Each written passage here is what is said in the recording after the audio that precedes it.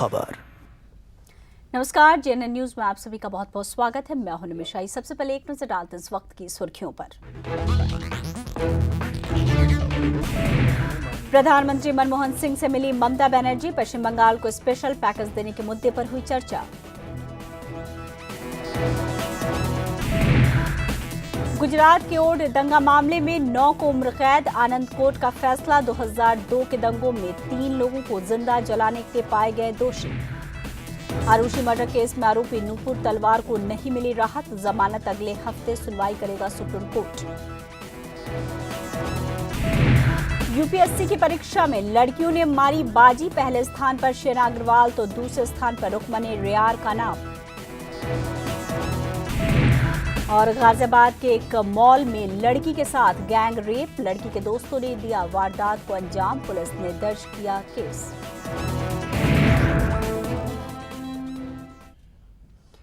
और आइए बुलेटिन की शुरुआत करते हैं और सबसे पहले बात करते हैं सुकमा के जिलाधिकारी के मुद्दे पर रमन सिंह ने मीडिया से क्या कुछ कहा है। तो सुकमा जिले के कलेक्टर एलेक्स पॉल मेनन की रिहाई के बाद छत्तीसगढ़ के मुख्यमंत्री रमन सिंह ने राहत की सांस ली है। छत्तीसगढ़ के मुख्यमंत्री रमन सिंह ने शुक्रवार को कहा कि सुकमा के जिलाधिकारी एलेक्स पॉल मेनन को छुड़ाने के एवज में नक्सलियों के साथ कोई गुप्त समझौता नहीं हुआ है। और रमन सिंह ने कहा कि मैं प्रदेश के मुख्यमंत्री, मंत्री या फिर विधायक या कोई और भी अगवा होता है तो मैं किसी के बदले किसी को छोड़ने के पक्ष में नहीं हूं।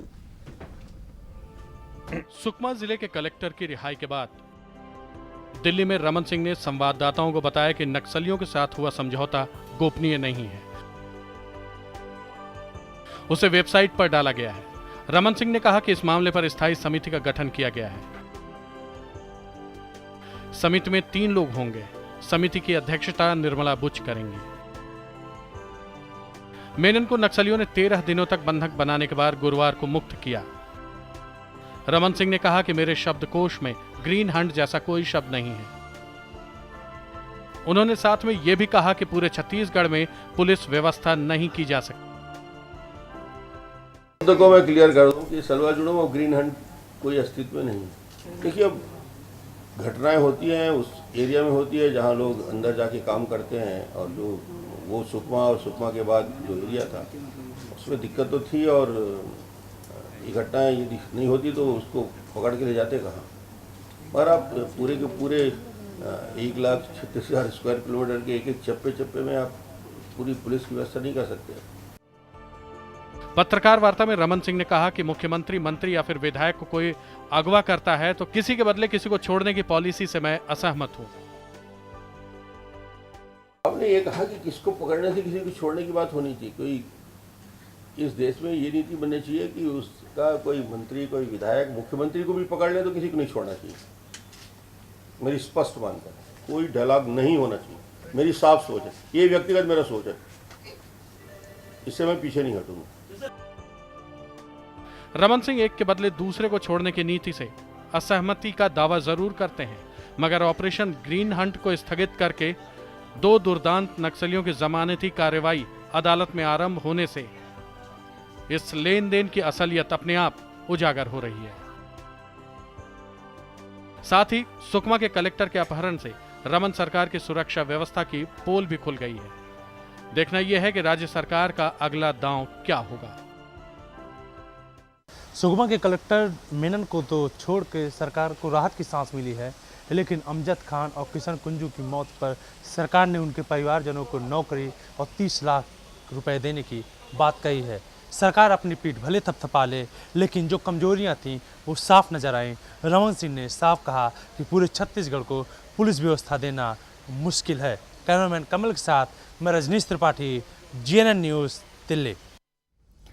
और इस मुद्दे पर ज़्यादा चर्चा करने के लिए इस वक्त हमारे संवाददाता रजनीश त्रिपाठी भी हमारे साथ न्यूज़ रूम से जुड़ चुके हैं। रजनीश, सबसे पहले आपसे समझने की कोशिश करेंगे कि जिस तरीके से रमन सिंह काफ़ी रिलैक्स नज़र आ रहे थे जब वो मीडिया से बातचीत कर रहे थे, लेकिन कहीं ना कहीं जो समझौता हुआ है, हालांकि उन्होंने वेबसाइट पर डालने की बात कही है, लेकिन जितनी आसानी से वो जो बातें कह रहे थे, ये पूरा मामला उतना आसान, उतना सरल नज़र नहीं आता है। रजनीश?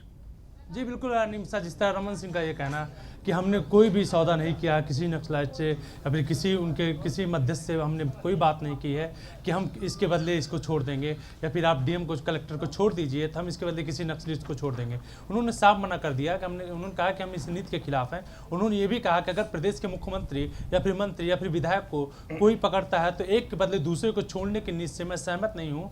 अगर ऐसा कुछ होता है तो मैं कभी इस पर सहमत नहीं जता सकता और मैं पूरे देश के जितने भी राज्य उनके मुख्यमंत्रियों को भी यही कहना चाहूँगा कि वो ऐसी नीति को छोड़ दें। और साथ में उन्होंने ये भी कहा कि जब पत्रकार वार्ता में उनसे पूछा गया कि साहब आपने जो चलाया ग्रीन हंट और सलवर जुनून उसका क्या रहा, तो उन्होंने कहा मेरे शब्दकोश में ग्रीन हंट और सलवर जुनून जैसे कोई शब्द ही नहीं है, हम इस पर कभी विश्वास नहीं करते। उन्होंने कहा जब गोली चलती है, अगर गोली किसी को भी लगती है, वो चाहे नक्सलाइट हो या फिर पुलिस का आदमी या आम आदमी हो, तो आंसू उसके घर पर रखते हैं। जो इनका निमिषा जो पूरा मामला था, इनका साफ साफ ये कहना है कि हमने कोई सौदेबाजी नहीं की है। वो रिलैक्स काफ़ी दिख रहे थे, लेकिन जब कलेक्टर की बात हो रही थी कि क्या कलेक्टर साहब जो छूटे हैं मेनन वो रिलैक्स हैं, तो उन्होंने कहा कि उनसे मेरी बात हुई थी, कम बात हुई है, लेकिन छत्तीसगढ़ जाने के बाद मैं उनसे बात करूंगा कि आखिर जो आप हैं आप संतुष्ट हैं कि नहीं संतुष्ट हैं। लेकिन इसमें कहीं ना कहीं वो दिख रहा था रमन सिंह के चेहरे पे कि कुछ ना कुछ सौदा हुआ है निमिषा, लेकिन जो बताने से कतरा रहे हैं निमिषा। चलिए रजनीश, आप हमारे साथ बने रहे और इसी मुद्दे पर विस्तार से चर्चा करने के लिए हमारे साथ दो खास मेहमान भी स्टूडियो में जुड़ चुके हैं। सबसे पहले हम अपने दर्शकों का उनसे परिचय करवा दें। वसीम अहमद जी हैं जो कि कांग्रेस के वरिष्ठ नेता हैं और शांत प्रकाश जाटव जी बीजेपी के वरिष्ठ नेता हैं। आप दोनों का बहुत बहुत स्वागत है JNN न्यूज़ में और इस खास कार्यक्रम में। आपसे समझने की कोशिश करेंगे शांत प्रकाश जाटव जी, जिस तरीके से रमन सिंह ने सकुशल रिहा करा लिया 12 दिनों के बाद जिलाधिकारी को, एक पूरी प्रशासनिक व्यवस्था और सरकार कहीं ना कहीं छत्तीसगढ़ में लगातार जो सरकार है वो विकास के पथ पर आगे बढ़ रही है, ऐसा सरकार का मानना है। जिस तरीके से जो ग्रामीण इलाकों में रमन सिंह खुद जाते हैं, लोगों से हालचाल जानने की कोशिश करते हैं और समस्याओं का समाधान करते हैं, लेकिन अभी भी आंतरिक सुरक्षा एक बड़ा मुद्दा बना हुआ है। और अभी जो कुछ भी हुआ, क्या आपको लगता है कि इतनी आसानी से सारी चीज़ें निपट गई हैं? निमिषा जी, सबसे पहले तो मैं सुकमा जी के परिवार को शुभकामनाएं देना चाहूँगा कि वह सकुशल लौट करके आए।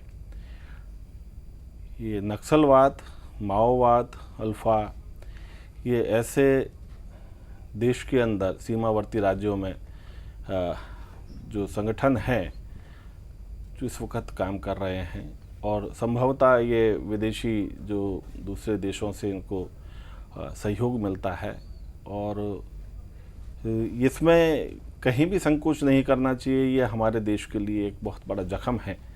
इसको किसी पार्टी के साथ में जोड़ करके, किसी दल के साथ में जोड़ करके ना देख करके, बल्कि ये एक सर्वव्यापी समस्या है। इससे निपटने के लिए एक ठोस रणनीति बनाने की ज़रूरत है और जहाँ ये पनप रहे हैं इन लोगों से बातचीत करके और इनको मूल धारा में जोड़ने की ज़रूरत है। हम अगर हथियार उठाते हैं तो वहाँ से भी उन लोगों के पास में वो सब चीज़ें हैं। तो हथियार का मुकाबला हथियार से नहीं बल्कि कहीं ना कहीं बातचीत के भी रास्ते खुलने चाहिए और इस विषय के ऊपर काम होना चाहिए। ये इस तरीके से आम बात हो चुकी है। कभी किसी IAS को उठा लिया जाता है, किसी DM को, कलेक्टर को उठा लिया जाता है, कहीं किसी पुलिस के अधिकारी को उठा लिया जाता है।